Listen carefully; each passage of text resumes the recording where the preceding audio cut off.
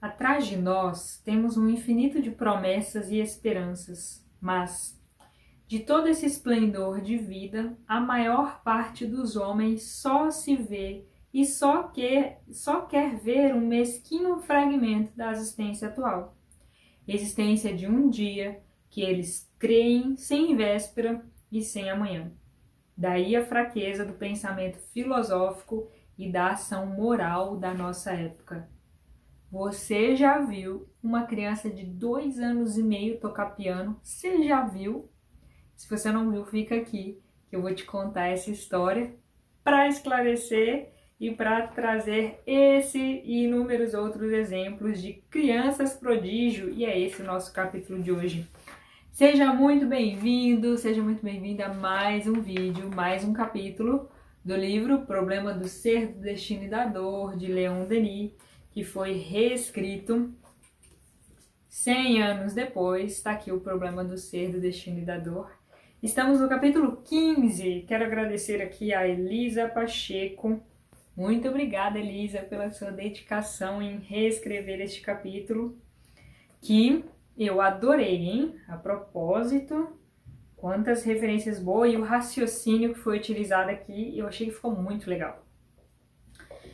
Você está assistindo um vídeo que faz parte da ideia, do trabalho, da ideia, do movimento, ressignificando o seu movimento através da espiritualidade científica, com o intuito de te ajudar a se manter em movimento, seja físico, seja emocional, no seu dia a dia, em prol dos seus sonhos, da sua missão, dos seus objetivos, entendendo o que você faz aqui, para onde você vai, por que nós temos dores, por que nós temos sem sofrimentos. No capítulo de hoje, o capítulo 15, Leon Denis traz no livro antigo, diversos exemplos de crianças prodígio, que eu vou trazer mais aprofundadamente essa de 2 anos e meio, que tocou piano, que eu me apaixonei por essa história.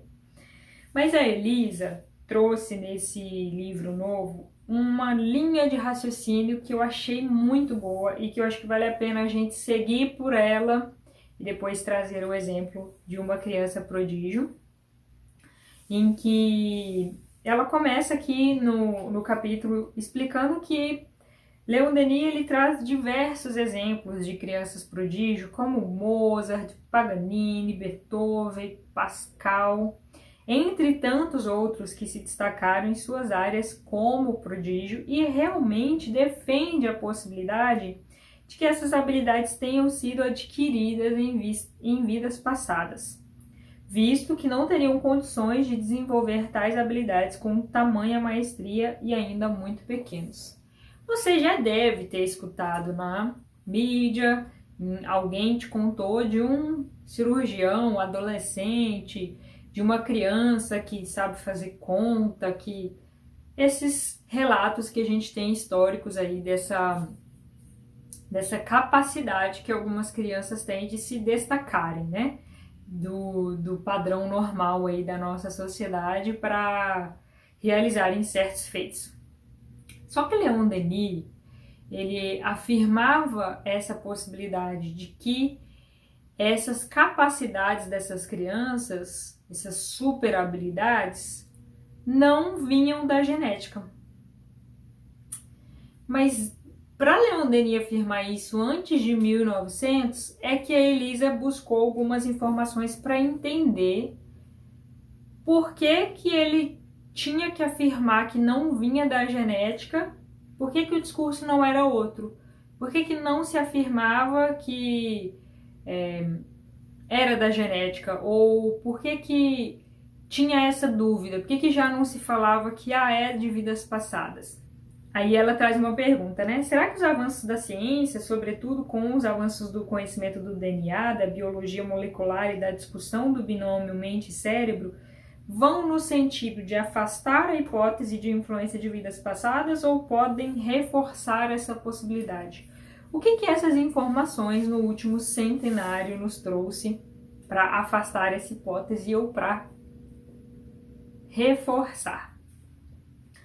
Nessa época lá de Leon Denis, que é de final de 1800, início de 1900, que estava sendo influenciado pela cultura e pela ciência do seu tempo. Naquela época, ele fugiu um pouco do domínio absoluto da hereditariedade para levantar essas hipóteses. E de onde que vinha esse domínio da hereditariedade? Isso ficou muito forte, que ela chama aqui de uma efervescência cientificista, depois de uma publicação de Charles Darwin. Essa publicação de Charles Darwin foi em 1859 e ela apresenta a teoria da evolução através da seleção natural, que propõe que os organismos que possuem um repertório genético que se possa melhor adaptar ao ambiente, eles conseguem sobreviver mais tempo. Então, não sei se vocês conhecem a história do urso polar branco. Por que que ele se perpetuou? Durante muitos séculos existiu-se o urso preto. E por que que o urso polar se perpetuou nas geleiras, né? Porque ali dos ursos escurinhos nasceu um com uma pelagem um pouquinho diferente, que quando vinha o inverno, ele conseguia se camuflar melhor para poder adquirir alimentos ou se proteger de predadores. O que que acontecia? Essa mutação daquela pelagem branca, ao se reproduzir, foi a que se perpetuou mais e conseguia sobreviver. Essa é a teoria de Charles Darwin. E é uma teoria que ela ainda é muito forte atualmente, essa questão do determinismo genético. E ela era tão forte naquela época, para vocês terem uma ideia, que no lançamento do livro foi vendido 1.250 exemplares no primeiro dia. Olha como que os estudiosos daquela época tinham intenção nesse livro. Nesse contexto, e se apropriando de novos conhecimentos, surgiram diversas outras teorias que foram fortalecendo o conceito de eugenia. O que é esse conceito de eugenia? Criado por Francis Galton em 1883, que significa bem-nascido, propondo o melhoramento da espécie através da seleção artificial, com o claro objetivo de escolher indivíduos mais aptos à melhoria da sociedade e desestimular o nascimento dos menos aptos.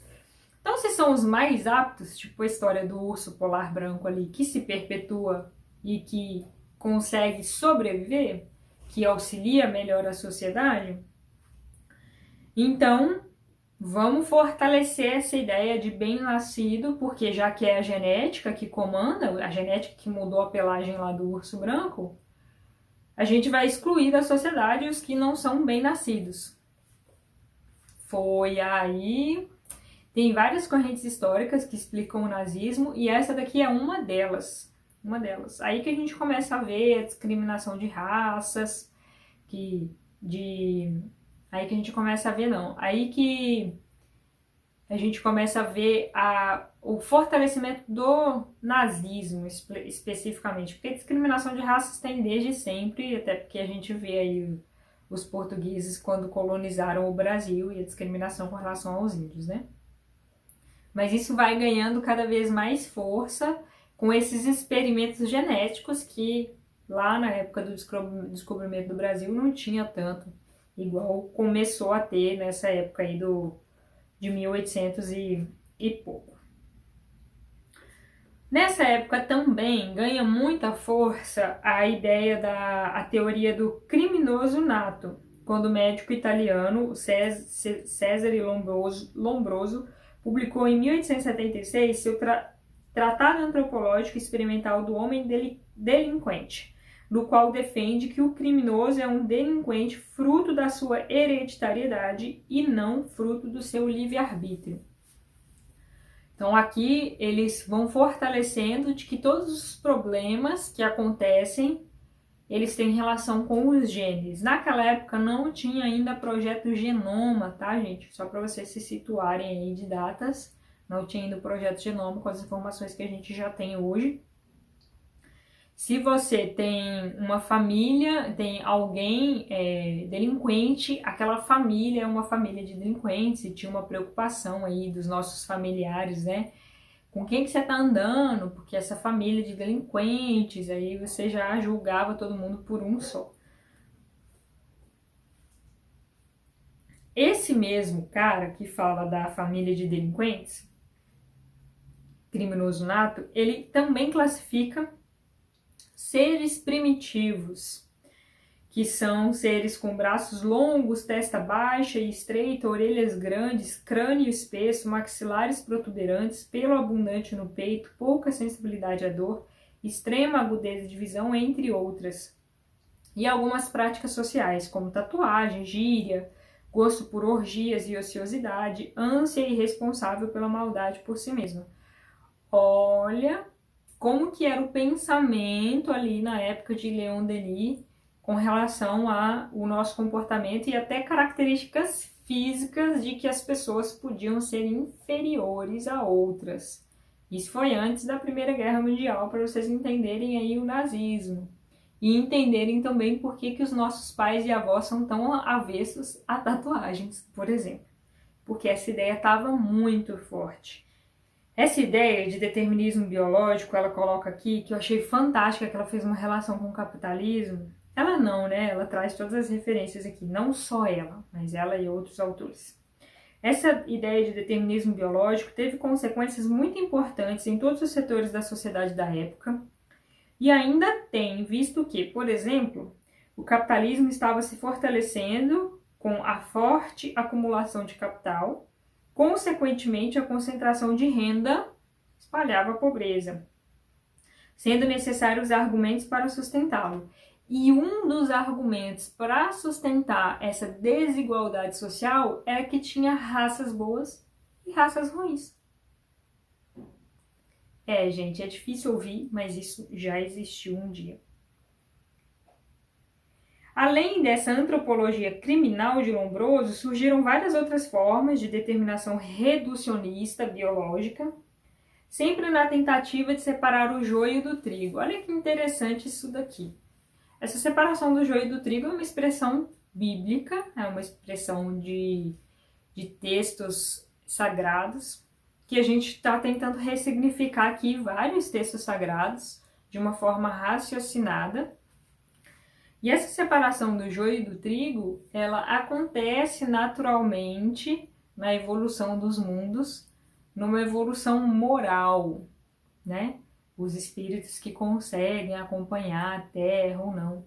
Mas não é com essa visão de Deus punitivo como a gente ainda carrega. É uma seleção natural de evolução dos planetas. E aqui eles utilizam isso para testar de que estavam ali embasados por uma necessidade de separação de joio do trigo que naquela época a Revolução Francesa estava para acontecer, ainda não tinha acontecido, mas a igreja ainda dominava muito o Estado, né, a economia e tudo mais.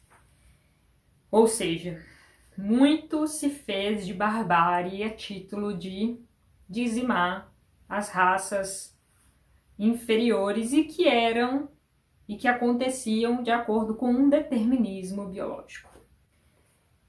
Essas características inferiores, da mesma forma, aconteciam com o contrário, com as características superiores também, as características boas, de qualidades de caráter, inteligência ou habilidades como a música, as artes em geral. Seriam também características genéticas inatas, apenas realçadas ou não pela prática.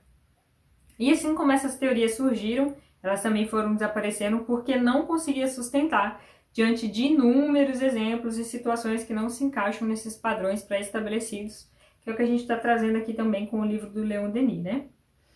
E aí a gente consegue entender esses questionamentos de Leon Denis quando ele vai dar os exemplos desses prodígios, uma vez que o natural da sua época era entender que todas as características dos indivíduos eram apenas pura herança biológica. Por isso que a partir dali ele começa a fazer questionamentos muito fora da casinha, muito distantes da época em que ele vivia e que naquela época era muito difícil para as pessoas que não pensassem um pouco diferente reconhecer como verdade isso que ele estava dizendo. Hoje é um pouco mais fácil após o projeto Genoma, então. E aí a gente entende um pouco melhor o projeto Genoma, que começou ali por volta de 1953 e se concluiu nos anos 2000, e eles entenderam que não eram os genes que controlavam tudo, mas aqui a pesquisadora, a autora desse capítulo, ela trouxe o trecho de Andrew Simpson, da pesquisa da FAPESP de 1999, que ele fala o seguinte, que o que não está nos genes não está no mundo, e isso vale para uma bactéria ou para o ser humano. Olha a ideia que eles tinham dos genes e que eles achavam que a epigenética ia responder tudo, né?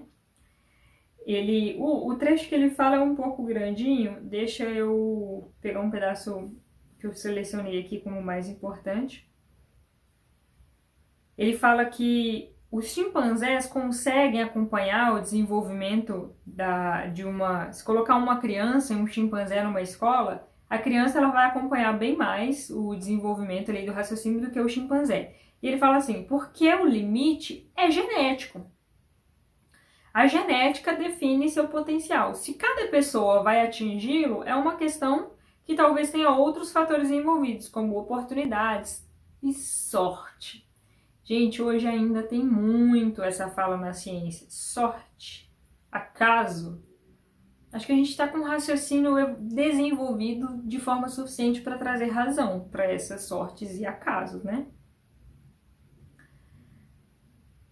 E aí perguntam para ele assim, o senhor se sente bem nesse mundo sem mistério? Aí ele, claro, a humanidade sempre procurou se desculpar usando o destino.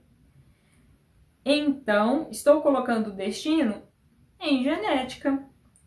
Se eu não ganhar o Nobel Prize, eu não podia mesmo ou foi azar. Assim, isso me desculpa de muitas coisas. Com meus filhos também, eu não penso, meu Deus, se eu fizer isso, eles serão criminosos. Eles vão ser o que eu já defini no momento em que dei meus genes. Então posso viver com eles e gastar meu tempo de uma maneira agradável, ao invés de pensar toda hora que a minha influência vai determinar seu futuro, o que não é verdade. Dá uma liberdade para viver despreocupada, eu acho ótimo. Essa era a ideia dele, mesmo depois que o projeto do Genoma já estava ali finalizando e eles não tinham encontrado respostas. Para você ver que mesmo com a pesquisa não mostrando as respostas, ele continuava com a ideia de que tudo está na genética, ele não refutava isso sem provas. Porque diante do projeto Genoma, eles perceberam que não é a genética que controla tudo. E como que eles perceberam isso? Eles perceberam que,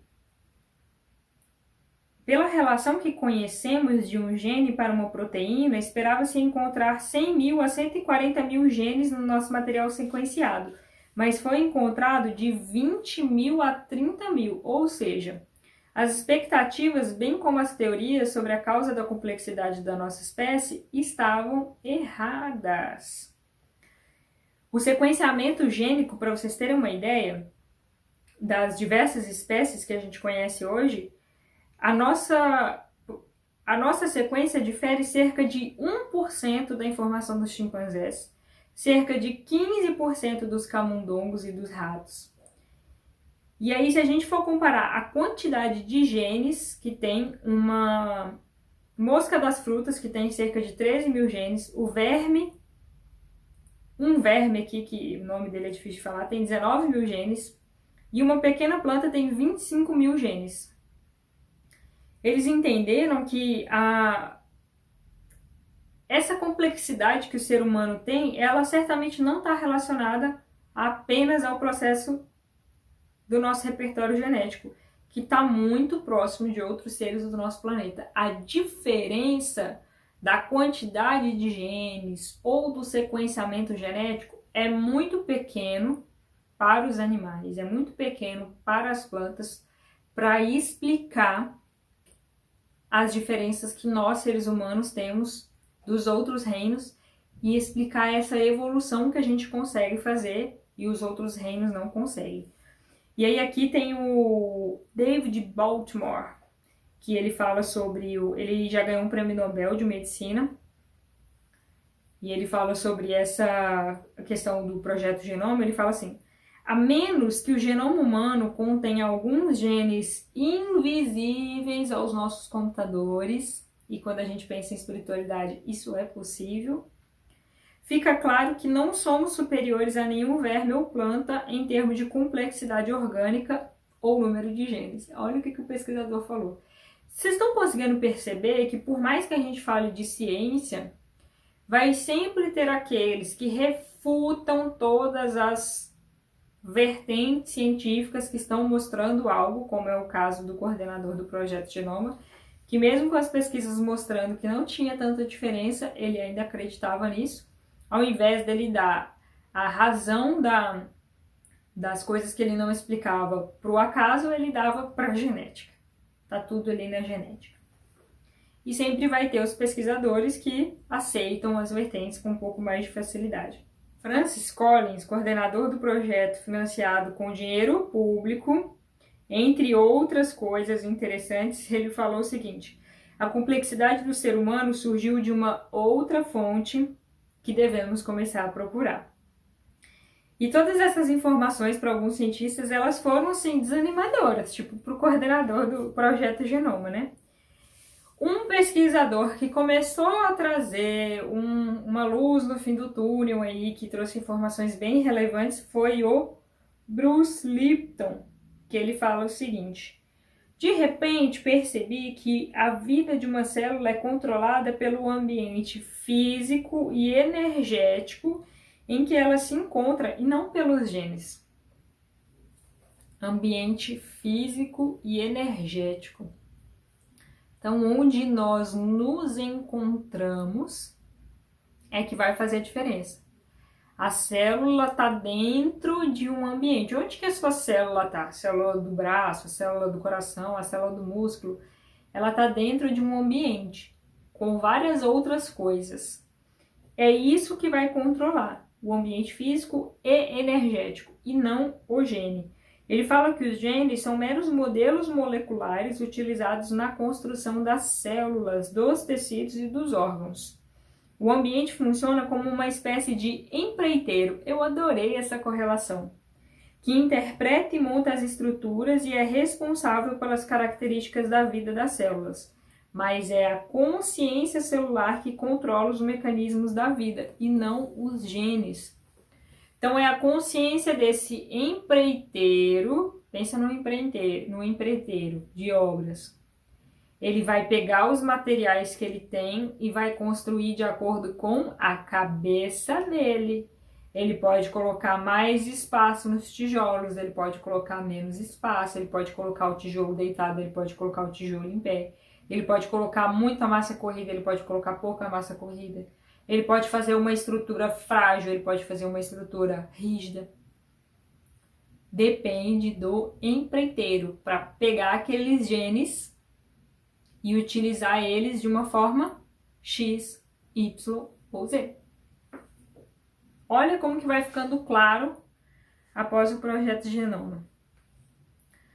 Só que assim, Bruce Lipton e vários outros pesquisadores, quando eles decidem enfrentar esse determinismo genético, eles frequentemente são taxados de praticar uma pseudociência.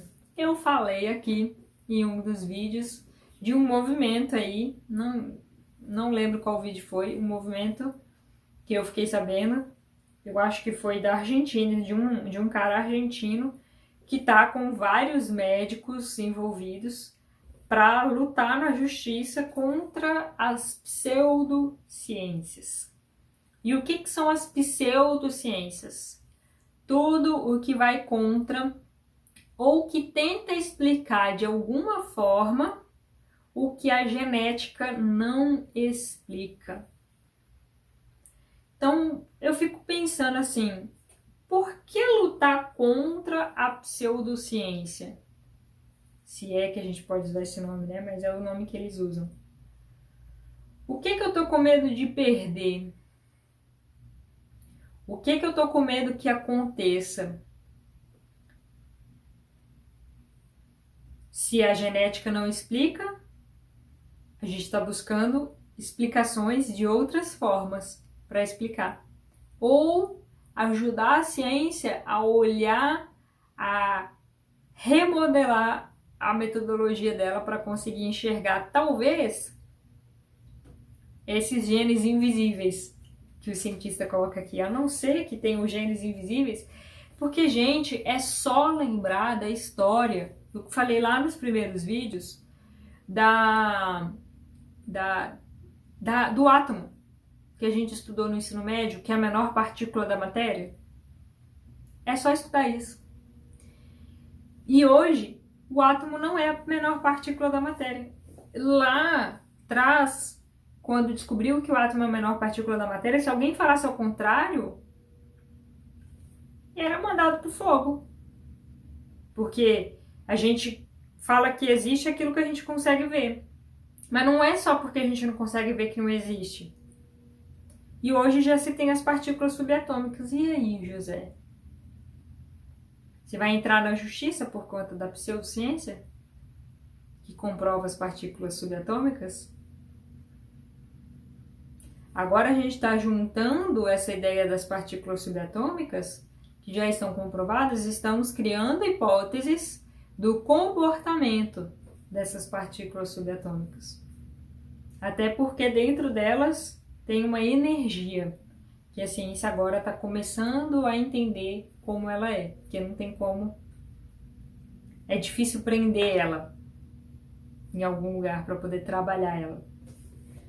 Pensando em partícula subatômica, pensando em energia, a linha de pesquisa que mais tem avançado e respondido muita coisa é a epigenética.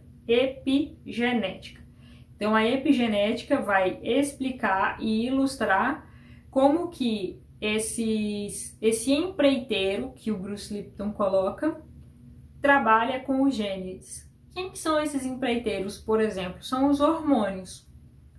Como que o meu hormônio ativa um gene ou desativa um gene?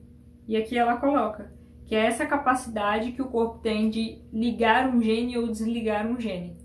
Quando liga um gene e ativa uma doença, desliga um gene e cura uma doença. Como que isso acontece? E quem libera os hormônios? O nosso comportamento vai liberar os hormônios. Como, por exemplo, eu decido fazer exercício físico. Eu libero hormônios de serotonina, prazer. Só de decidir, tá, gente? Hoje em dia já sabe disso, nem precisa praticar. Mas é claro que praticar você vai dar continuidade nessa liberação de hormônios. E seguindo nessa linha, que é com que a gente trabalha aqui, até pra gente entrar no exemplo da criança prodígio, tem as pesquisas sobre sobrevivência da alma, além do corpo físico, sobre o binômio mente-cérebro, como as discussões sobre a consciência e reencarnação que se desenrolaram durante o século XX. E aí entra o pesquisador e psiquiatra Ian Stevenson, já citei ele aqui, e Ian Stevenson, ele documentou mais de 2.000 casos de pessoas que espontaneamente manifestaram recordações de vidas passadas. Então, na maioria das vezes, são crianças que relatam endereço, características, mortes, que eles conseguem encontrar com pesquisas policiais que essas informações são verdadeiras. E estudando o comportamento da criança, Ian Stevenson coloca a hipótese de que não teria como o raciocínio dela chegar a informações tão verídicas. Se não teria como, dentro de explicações de formações cerebrais e genéticas, de onde vem essa informação. E aí, Leon Denis está trazendo essas diversas provas das vidas sucessivas. Essa autora já coloca aqui também as questões das experiências quase morte, mas que a gente já falou em outros capítulos, Então aqui eu vou citar agora o caso da criança de 2 anos e meio, gente, que eu achei deveras legal. Nesses relatos de Leon Denis de crianças prodígio, são crianças que, dentro do que a ciência entende de processo cognitivo, elas não teriam condições, por explicações apenas da maturação do cérebro, de tocar um piano, de fazer contas complexas, de dirigir equipes de pessoas. E Leon Denis vem trazendo essas reflexões da possibilidade disso ser de vidas passadas. E aqui ele traz o exemplo de uma criança, no ano de 1900, um menino espanhol chamado Pepito Arriola, então vocês podem pesquisar na internet, Pepito Arriola, que toca e improvisa ao piano áreas variadas muito ricas de sonoridade. Descobri, lendo esse capítulo e pesquisando, que uma área é um pedaço de... pode ser considerado como uma música, mas geralmente uma área é um pedaço de uma música maior. Então tem um concerto, aí você toca um pedaço de um concerto, você toca uma área. Esse caso ele foi trazido por Sr. Richer no Congresso Internacional de Psicologia de Paris, que ele é da Academia de Medicina. E Richer, ele pesquisou sobre esse caso e ele decidiu, aí Leon Denis aqui no livro, ele decidiu reproduzir essa comunicação feita do Sr. Richer com a mãe do menininho. Ele falou aqui, vou transcrever fielmente o que diz a mãe do menino. Ele tinha 2 anos e meio, pouco mais ou menos, quando pela primeira vez me deparei casualmente às suas aptidões musicais. Lembram, pega aqui, dá um pause aqui no raciocínio. Lembram do cientista que falou do acaso, da sorte? E quando a gente começa a estudar o acaso, a gente vê que não tem acaso. E a mãe fala, né? Casualmente, as suas aptidões musicais. Nessa época, recebi de um amigo meu, músico, uma composição de sua lavra e pus-me a tocá-la ao piano com bastante frequência. É provável que o menino a ouvisse com atenção, mas não reparei nisso. Ora, certa manhã ouço tocar numa sala contígua à mesma área, com tanta maestria e justeza que quis saber quem era que assim tomava a liberdade de tocar piano em minha casa. Ela já ficou meio assim, por quem é que tá tocando meu piano aí, que eu não autorizei? Ela entrei na sala e vi o meu pequeno que estava só a tocar a área. Estava sentado num assento alto para onde subira sozinho e ao ver-me pôs-se a rir e disse-me: "Que me diz, mamãe?" Acreditei que se realizava um verdadeiro milagre. Vamos estudar milagre, gente? Quando a gente estuda milagre, a gente entende que não é milagre. Está dentro de leis. Se existe um corpo espiritual, ele tem capacidade de gravar memórias e trazer à tona nessa vida. Alguns seres têm maiores capacidades, outros têm menos. Por quê? Nós não fomos criados todos no mesmo momento, espiritualmente falando, e a nossa evolução não se dá ao mesmo tempo. Tem uns que vão mais rápido, tem uns que vão mais devagar, porque todos nós temos livre-arbítrio. E nesse caso, esse espírito tinha capacidade de trazer isso à tona encarnado, porque estava gravado em algum lugar. Este lugar é o corpo espiritual, então não é milagre.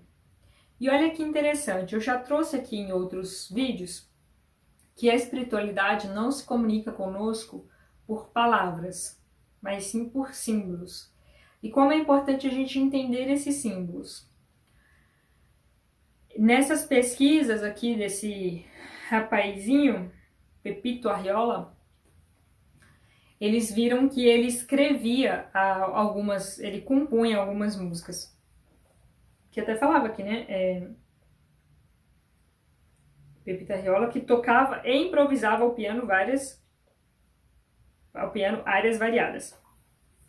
Aí eles observaram ele escrever nessas áreas. Porque, gente, 2 anos e meio, ele ainda não aprendeu a escrever. Neste caso, ele não tinha a habilidade da escrita tão avançada quanto a do piano. Olha que interessante isso.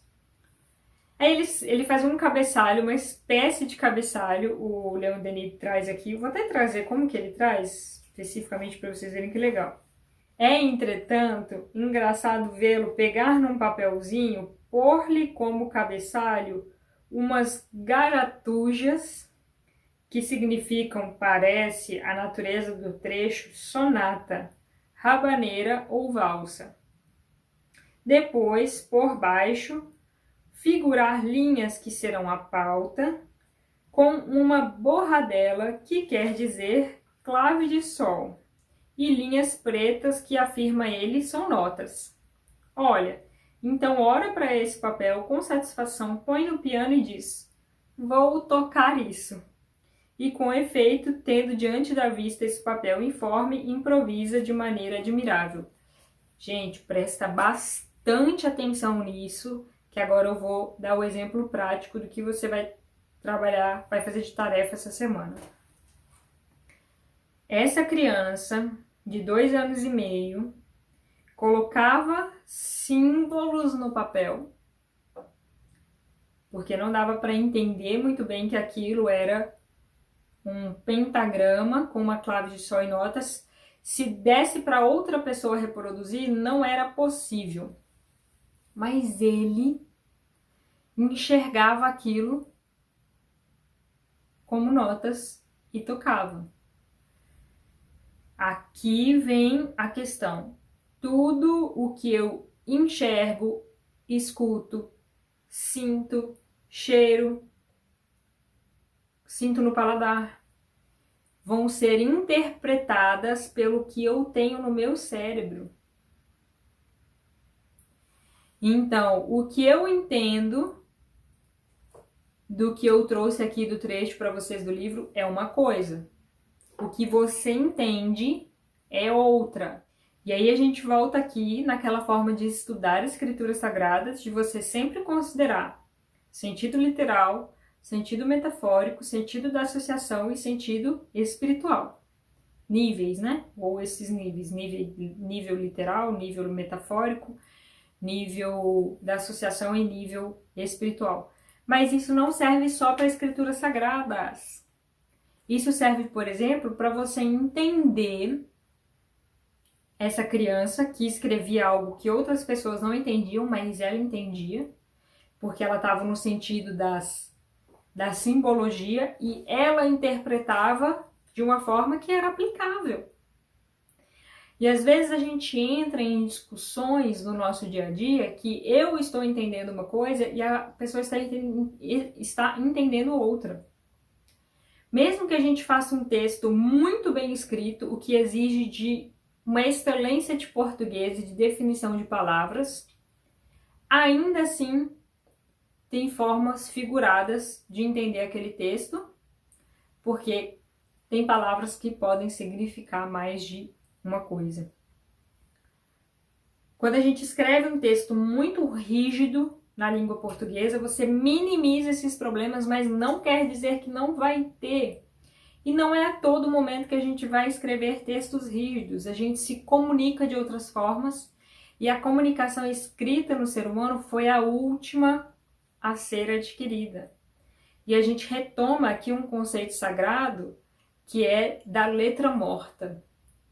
Se você colocou no papel, já morreu o sentimento, a ideia, a sensação. Quando você lê algo que está no papel, você precisa reviver aquele ensinamento que quem escreveu tinha na cabeça quando escreveu, quando quis colocar no papel. E o que isso tem a ver com a sua dor e seus sofrimentos no dia a dia? De que forma você pode aplicar isso no dia a dia? sempre estando aberto para ver com um olhar diferente tudo aquilo que te dizem, que te pedem, que te oferecem. Não refute de antemão. Então essa vai ser a tarefa dessa semana de comportamento ativo. Tudo o que te disserem, tudo o que te pedirem, tudo o que te oferecerem, não recuse de antemão. Não coloque o não. Escute. Na maioria das vezes, pergunte para você entender aquilo que a pessoa está querendo dizer e até a pessoa repensar aquilo que ela está querendo dizer para que a comunicação seja mais eficaz. E aí sim, você tome a decisão de fazer ou não fazer, brigar ou não brigar, discutir ou não discutir. Vou dar um exemplo prático aqui. Ah, Tamires, então eu tenho que fazer caminhada todos os dias durante uma semana, durante uma semana não. Durante 5 dias da semana, de acordo com a Organização Mundial de Saúde. O que você entende como caminhada? Vai ser a primeira pergunta que eu vou fazer. Caminhada pode ser em casa? Pode. Caminhada pode ser em torno do quarteirão? Pode. Caminhada pode ser no parque? Pode também. 5 vezes na semana é o que a Organização Mundial de Saúde fala. Então, os momentos que eu tô caminhando para ir pro trabalho, para arrumar minha casa, conta? Conta. Então, eu já faço isso todos os dias? Algumas pessoas sim, algumas não. Aí você pergunta para entender melhor o que é caminhada para a pessoa. 5 vezes na semana, em que momento pode ser feito. Aí você vai entendendo o que ela entende como caminhada. E ela vai pensar assim, então eu não preciso parar de fazer o que eu estou fazendo para fazer uma caminhada?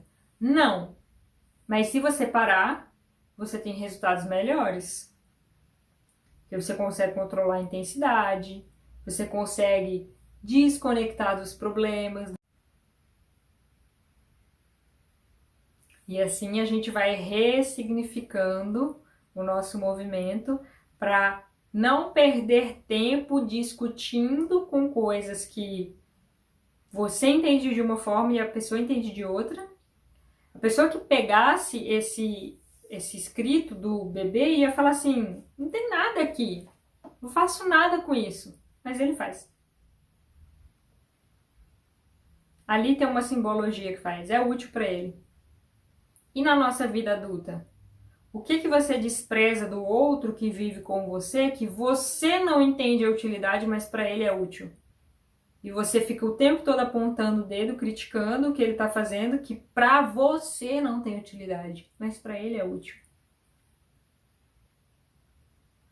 A gente está em processo de evolução e quanto melhor a gente se comunicar e ouvir as necessidades do outro, mais a gente consegue avançar, ao invés de ficar resistindo, discutindo, tentando provar o certo do errado. Vamos conversar, vamos nos informar e entender o que o outro está querendo te dizer, ao invés de só bater de frente. Então, as crianças prodígio podem ter relação com vidas passadas? Podem. E as referências mais atuais dos últimos 100 anos trazem isso com muita primazia de fortalecer que o nosso ambiente é quem vai ligar o gene ou desligar o gene, fazendo com que as nossas doenças comecem, parem, continuem e assim por diante. Esse foi o vídeo de hoje. Se você ainda não assistiu os outros vídeos, volta lá no primeiro vídeo. Tem alguma dúvida? Volta também. Comente aqui sua dúvida, comente se tá ruim, se tá bom, o que você entendeu, se eu viajei demais e compartilhe com seus amigos. Te aguardo no próximo vídeo.